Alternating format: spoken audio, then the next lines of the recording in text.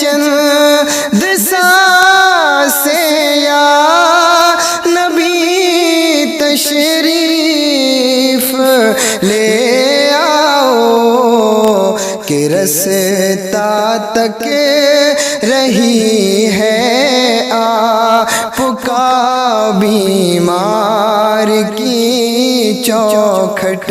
اس نے خط لکھا اپنے دوست حبیب یمنی کے پاس اور اس میں لکھا تھا، ذرا توجہ سے سننا، ایمان تازہ ہو جائے گا۔ میں بتانا چاہتا ہوں میرا نبی کتنی شان والا ہے۔ اس نے اپنے حبیب یمنی کو خط لکھا۔ حبیب یمنی ابو جہل کے بزنس پارٹنر بھی تھے اور اس کے ہم سبق ساتھی بھی تھے، بچپن کے دوست بھی تھے اس کے۔ اس نے خط لکھا کہ تم حکیم بھی ہو اور بڑے عقل مند بھی ہو، لیکن آؤ ایک بات ہے تم سے کرنی ہے، جیسی میرا خط تمہیں ملے فوراً چلے آنا مکے میں۔ یہ خط حبیب یمنی تک پہنچا، جیسی خط ان کے پاس پہنچا انہوں نے فوراً سفر شروع کیا، مکے کی سرحد پر آئے۔ ابھی مکے میں داخل نہیں ہوئے ہیں کہ ابو جہل پہلے ہی باہر کھڑا ہو گیا تھا اور ہاتھ میں روئی لے کے کھڑا تھا۔ حبیب یمنی کو آتے دیکھا، اتارا نیچے کا، نیچے اتر، نیچے اترے حبیب یمنی کا اب کیا کہنا ہے؟ کہا پہلے یہ روئی لو اپنے کانوں میں لگا لو۔ کہا کس لیے؟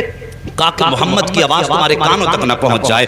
کہا اس سے کیا ہو جائے گا؟ کہا تم نہیں جانتے ہو، اس کی آواز جن کے کانوں تک پہنچ جاتی ہے پھر وہ انہی کی بولی بولنے لگ جاتا ہے، انہی کی بولی بولنے لگ جاتا ہے۔ حبیب یمنی نے کہا چل ٹھیک ہے یار، بتا کیوں تو نے بلایا کس لیے ہے؟ کہا یار تجھ سے سچ بتاؤں؟ کہا ہاں۔ کہا رشتے میں بھتیجا لگتا ہے لیکن باتیں بڑی عجیب کرتا ہے۔ کہا کیا؟ کہ ہمارے خداؤں کو برا کہتا ہے، کہتا ہے یہ پتھر کے خدا ہیں، یہ کچھ نہیں دے سکتے۔ وہ کہتا ہے کہ ایک خدا ہے اور سب کو مرنا ہے، مرنے کے بعد اپنے اپنے زندگی کے اعمال کا حساب بھی دینا ہے۔ کہا یار ذرا سچ بتا کہ بندہ مر کے پھر سے زندہ ہو سکتا ہے؟ حبیب یمنی چونکہ پڑھے لکھے انسان تھے، کہنے لگے یار باتیں تو وہ سچی کرتا ہے، جس نے جب کچھ نہ تھے تب پیدا کر دیا، تو اگر وہ مارنے کے بعد بڑا زندہ کر دے تو کون سی بڑی بات ہے؟ کہا یار ذرا ساتھ چل۔ ہاتھ پکڑا ابو جہل نے حبیب یمنی کا، اپنے نبی کی شان ملاحظہ کرو، اپنے گھر میں لایا۔ اب حبیب یمنی کہتے بلایا کس لیے ہے تو نے؟ کہا یار میں نے تجھے اس لیے بلایا ہے، ذرا اس کا علاج تو کر دے، تو حکیم ہے، نبض پکڑ کے دیکھ لے، اس کا علاج کرنا ہے۔ حبیب یمنی کہتے ہیں ٹھیک ہے بلاؤ، میں ہاتھ پکڑ کے دیکھوں گا۔ اب ذرا توجہ سے سننا،